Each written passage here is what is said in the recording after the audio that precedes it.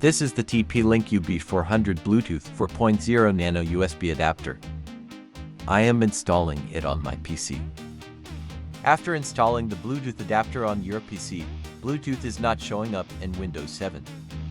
If Bluetooth is not showing up in Windows 7 after installing the Bluetooth adapter, let's see how to fix it. Remove the Bluetooth adapter from here. Plug the Bluetooth adapter into a 2.0 USB port on your PC. After plugging the Bluetooth adapter into a 2.0 USB port on your PC, go to your PC. If Bluetooth is still not showing up on your PC, go to the second method. Click on the Start menu. Search for Device Manager. Click on Device Manager.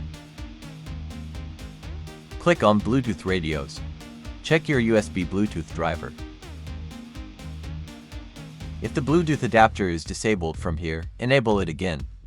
Sometimes Bluetooth is not visible even after installing the Bluetooth adapter, because it is disabled from here. After enabling from here, Bluetooth will now be visible on the PC. Bluetooth is now visible in Windows 7.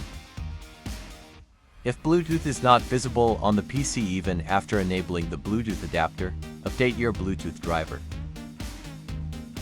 Right-click on your Bluetooth adapter device.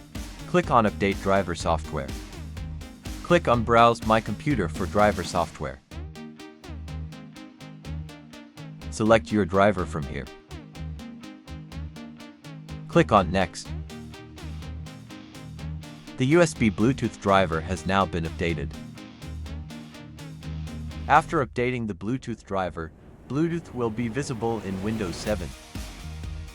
You can now transfer files via Bluetooth in Windows 7.